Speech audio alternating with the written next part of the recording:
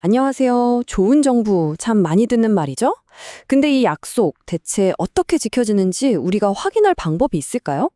오늘은요, 이런 막연한 구호를 아주 구체적이고 검증 가능한 현실로 바꿔주는 놀랍도록 간단하면서도 강력한 도구 하나를 소개해드릴까 합니다. 자, 그럼 먼저 문제의 핵심부터 한번 짚어볼까요? 정부가 주도하는 아주 큰 프로젝트가 있다고 상상해 보세요. 그런데 책임자가 누군지 명확하지 않다면 과연 어떤 일이 벌어질까요? 이런 경험 다들 한 번쯤은 있으실 거예요. 대규모 공공 프로젝트를 보면서 그래서 이거 도대체 누가 책임지는 거야? 하는 생각 말이죠. 일이 잘 풀릴 땐 여기저기서 다들 자기 덕이라고 하는데 막상 문제가 터지면 신기하게도 책임지는 사람은 아무도 없어요. 참 익숙한 풍경이죠? 맞습니다. 이렇게 책임자가 누군지 애매하면 어떤 결과로 이어지는지 우리는 이미 너무 잘 알고 있습니다.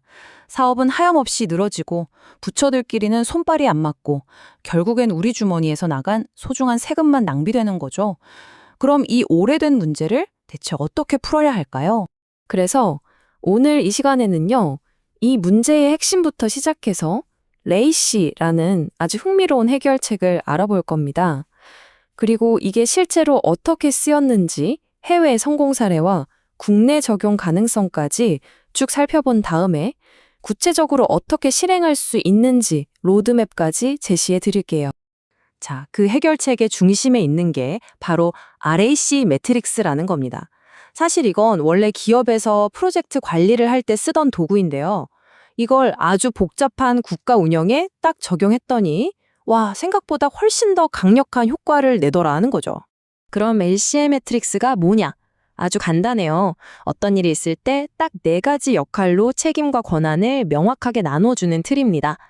R은 responsible, 그러니까 실무를 직접 하는 사람. A는 accountable, 최종적으로 내 책임이다 라고 도장을 찍는 사람. C는 consulted, 조언을 구해야 하는 전문가. 마지막으로 I는 informed, 진행 상황을 알려줘야 하는 사람을 뜻합니다. 바로 이 표를 보시면 더 명확해지는데요. 여기서 정말 재미있는 건 국가에서 하는 그 어떤 복잡한 일이든 바로 이 네 가지 역할로 딱딱 나눌 수 있다는 거예요. 이렇게 되면 마치 모든 정부 업무에 누가 뭘 해야 하는지 명확하게 적힌 살아있는 책임 설명서가 생기는 셈이죠. 자, 그런데 이런 원칙이 그냥 이론에만 그치는 거 아니냐고요? 천만에요. 이게 실제로 국가 단위에서 얼마나 잘 작동하는지 지금부터 전 세계 성공 사례들을 보면서 직접 확인해 보겠습니다. 첫 번째 사례는 바로 뉴질랜드입니다. 1980년대로 거슬러 올라가는데요. 당시 뉴질랜드는 정말 심각한 재정 위기를 겪고 있었어요. 그런데 아주 과감한 공공부문 개혁으로 극적인 반전을 만들어냅니다. 그 뉴질랜드 개혁의 핵심이 뭐였냐? 바로 이겁니다.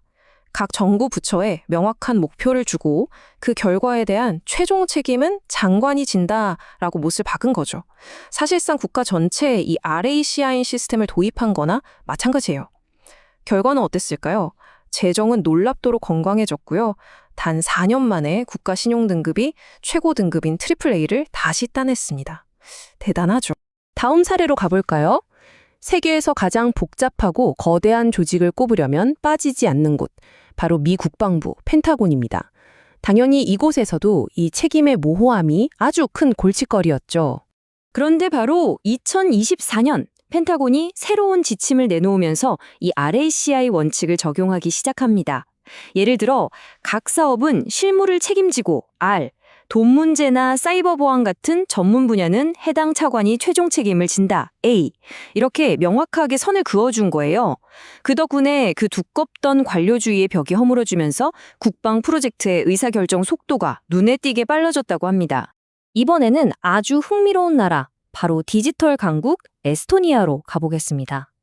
에스토니아는 한 발 더 나아가서 이 RACI 원칙을 아예 전자정부 시스템 안에다가 심어버렸습니다. 이게 무슨 말이냐면요.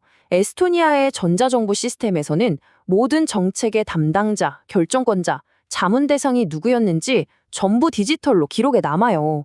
그리고 이 모든 정보가 놀랍게도 국민에게 실시간으로 낱낱이 공개됩니다. 이렇게 투명성을 극단적으로 높여버리니까 부패가 발붙일 곳이 사라지는 거죠. 실제로 국가 청렴도 지수도 엄청나게 개선됐습니다.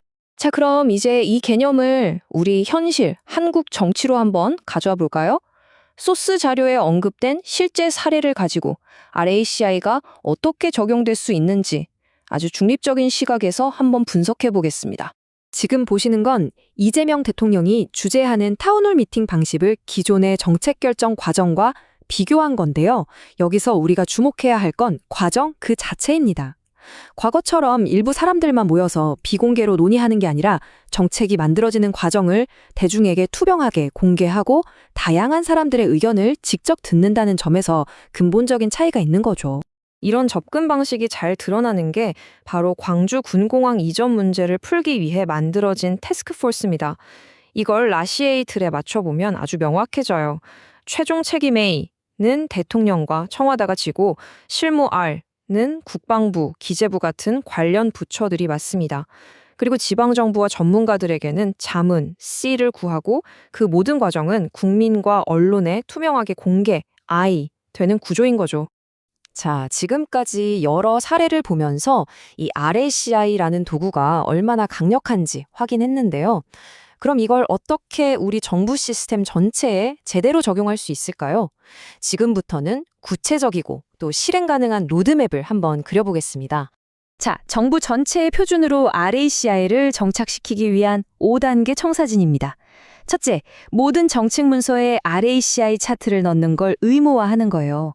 둘째, 이걸 국민 누구나 언제든 들여다볼 수 있는 디지털 시스템으로 만들어서 공개하는 거죠.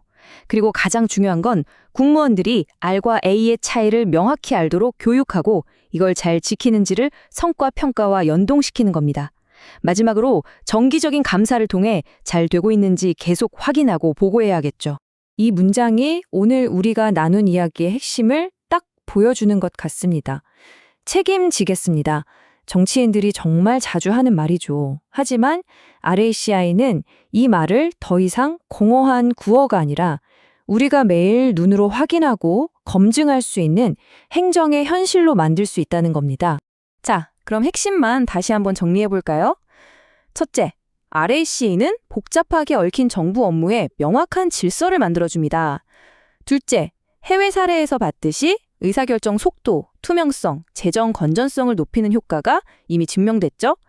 셋째, 누가 뭐라는지 분명해지니까 부패가 끼어들 틈을 줄여주고요. 마지막으로 막연하게 더 좋은 정부를 외치는 게 아니라 그걸 만들기 위한 아주 구체적이고 실용적인 길을 보여준다는 점입니다.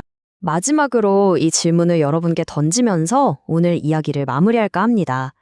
만약에 이 간단한 차트 하나가 우리 정부를 더 똑똑하고 투명하게 만들 수 있다면 우리가 이걸 아직도 전면적으로 사용하지 않고 있을 이유가 과연 뭘까요? 오늘 이야기는 여기까지입니다. 들어주셔서 고맙습니다.